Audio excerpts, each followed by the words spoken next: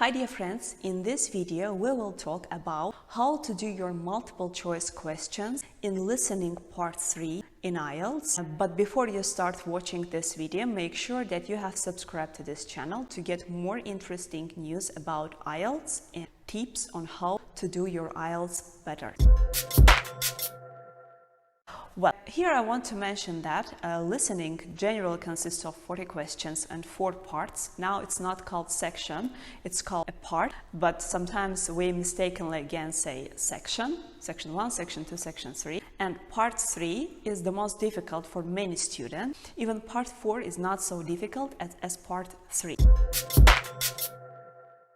And today we will talk about multiple choice questions, which are considered the most difficult one in part 3 because they are the fastest and they are the longest questions and answers in listening. I will tell you 5 ways through which I went while preparing for IELTS, but what I advise you, choose your own way by which you will do these tests. The first one is pretty easy, is pretty familiar to most of you. It's underline keywords and find your answers by these keywords. If we talk more about this way, it's like underline keywords in questions and underline keywords in your answers, and then during your recording, focus on those keywords. It's better to, of course, to underline keywords in questions, like the most important part of the questions, and it's better to underline keywords in answers, those keywords which change. For example, like changing keywords, let's say. For example, the question is, Jane decided to buy a coat. The answers are black coat, white coat, and red coat. The word coat is like the word that doesn't change. You can underline it once in your question because it's the main point of the question, and you can, in questions, you can underline only changing words, red, black, and white. So while listening to the recording, you will focus on those adjectives, on colors of the coat.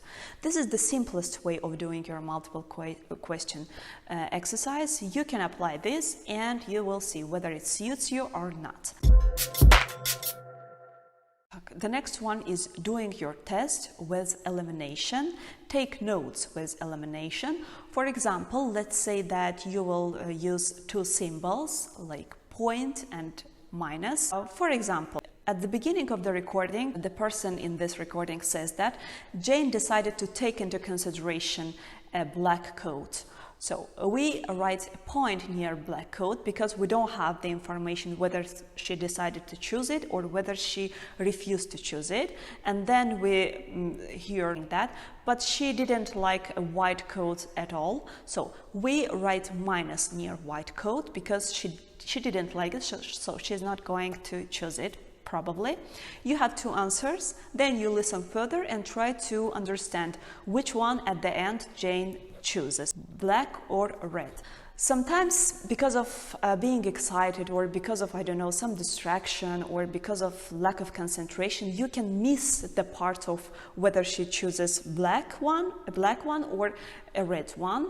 But at least you have your minus near white one, and you will not choose white one, you will choose one, black or red, and maybe probably you will choose the right answer. You will take a short note or short notes near each answer, which will help you to to find the correct answer. And you can do this immediately after the test or during the test. Sometimes if you are confused, if you don't know which one is correct, leave it to the end because I don't advise to confuse yourself during the recording. The recording goes on and you can skip the most important parts. The third strategy is called read, listen, and find. So what you do, you read all questions, you read all answers, then you can underline keywords as well, and you listen to the recording. While listening to the recording, you try to be very, very concentrated, very, very attentive in order not to skip any important part. But you should also remember your questions well, because you should know at what points of the recording you should be focus most of all. And after the recording is finished, they usually give you some time. They say that you are given some time to look at your answers or to look at the questions. So during this time, you can choose the answer which you have remembered from the recording. Why many people advise this strategy? Because some people, while listening and while focusing on their questions, they read, listen and think at the same time. They try to eliminate something. They can be distracted. They cannot easily focus on those types, on those answers and choose the correct answer. That's why many teachers advise read, listen and then find the correct choice. This was the third type of doing your multiple choice questions in part 3. It's not a section, it's part 3. The fourth method of doing this exercise is that many people advise to write short or brief notes near each answer.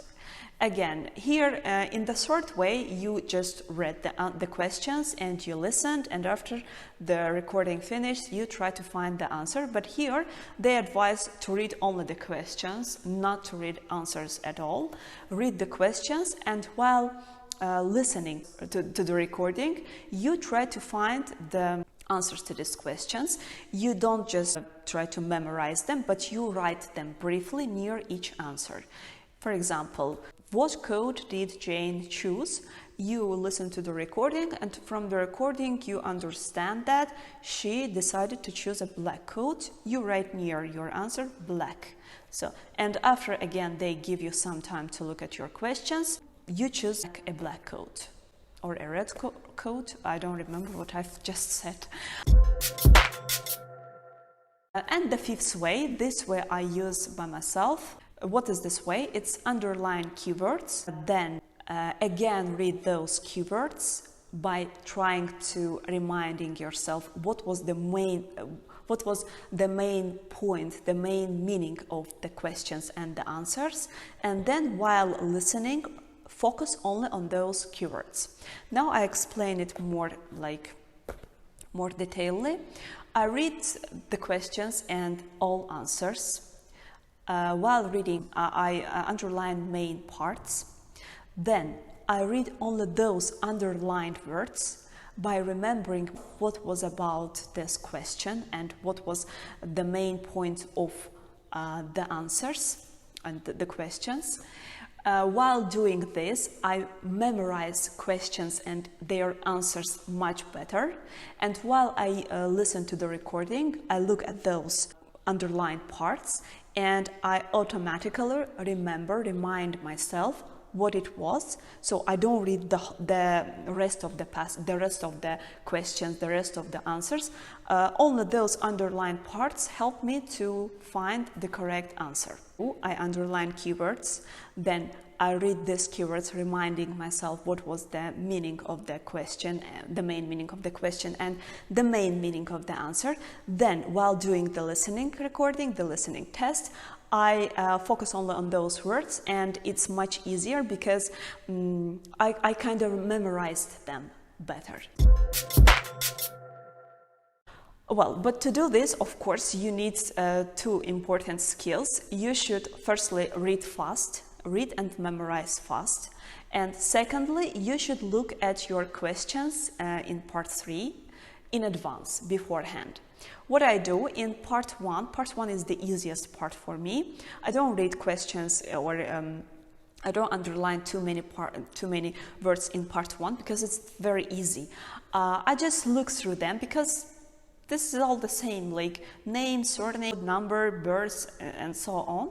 And I go further. During the part 1 time, I look at part 2, and during the part 2 time, I look at part 3. But I don't look at part 4 during part 3 time, because part 3 for me is the most difficult, and I spend most of my time on part 3. I concentrate mostly on part 3. Part 4 is easy, that's why it's easy, and during part 4 they speak slowly. By the way, this is also an IELTS trick. They check your patience. For example, in part 1 they speak slowly, in part 2 faster, in part 3 the fastest speech.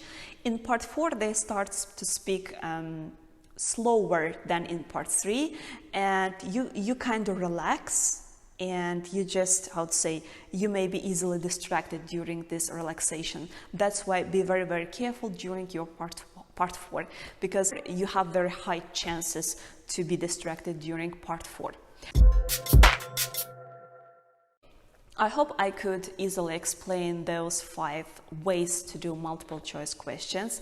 Again, it's your strategy, it's your own way. You should choose the way that is the most appropriate for you. Maybe you have your own strategy, which is totally different from what I have just said. It's up to you, it's up to your ability. The general advice that I can give you during your preparation in IELTS, especially in listening part, in listening section, be very, very concentrated. Try not to lose your concentration. Try to work on your concentration and make yourself concentrated on something at least for 30 minutes. Well, I hope this video was useful for you. Don't forget to subscribe to the channel, like this video and share it on social media, because I think it's very useful for many students who are preparing for IELTS and want to study abroad. Thank you for watching. See you soon in the next video.